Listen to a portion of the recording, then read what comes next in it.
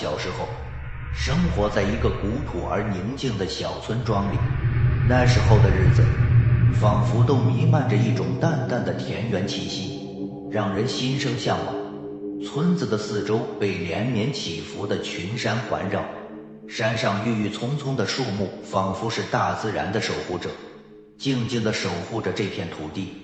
村子中央有一条清澈见底的小溪，溪水潺潺地流淌着，带走了岁月的痕迹，也留下了无数的故事。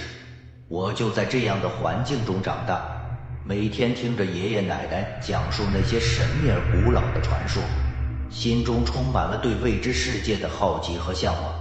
有一天，村子里来了一位陌生的老人，他穿着一件破旧的长衫，背着一个沉甸甸的布袋，脸上写满了沧桑。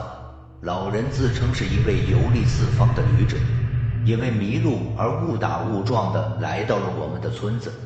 村民们对这位老人都充满了好奇和热情，纷纷邀请他到家里做客，听他讲述旅途中的见闻。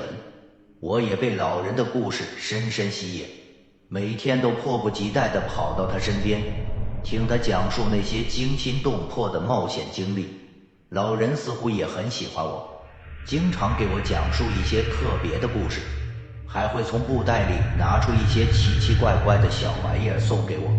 有一天，老人给我讲了一个关于宝藏的故事。他说，在村子附近的山上隐藏着一个神秘的宝藏，只有勇敢而智慧的人才能找到它。这个宝藏据说是一位古代王者的遗物，拥有无尽的财富和神奇的力量。我被这个故事深深吸引，心中充满了对宝藏的渴望。我决定要去寻找这个宝藏，成为那个勇敢而智慧的人。于是我开始在山上四处寻找线索，希望能够找到宝藏的藏身之处。然而寻找宝藏的过程并不顺利，我遭遇了无数的困难和挑战，有时甚至会迷失方向，陷入绝境。但是我从未放弃过，每一次都会鼓起勇气继续前行。在一次偶然的机会中，我发现了一个隐藏在草丛中的古老地图，地图上标注着一些神秘的符号和路线，似乎就是通往宝藏的线索。我激动不已，立刻按照地图上的指示开始寻找。经过一段时间的努力，我终于找到了一个隐藏在山洞深处的密室。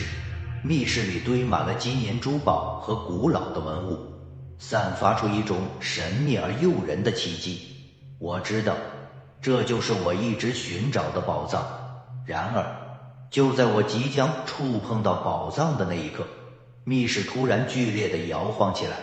我惊慌失措地想要逃离，但是已经来不及了。密室的墙壁开始崩塌，我被埋在了一片废墟之中。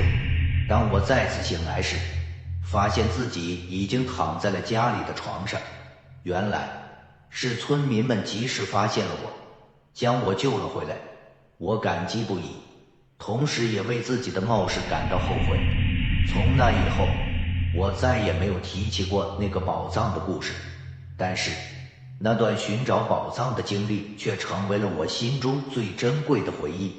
它让我学会了勇敢和坚持，也让我明白了人生的真谛。有时候真正的宝藏并不是那些金银财宝，而是那些陪伴我们成长，让我们变得更加坚强的经历和回忆。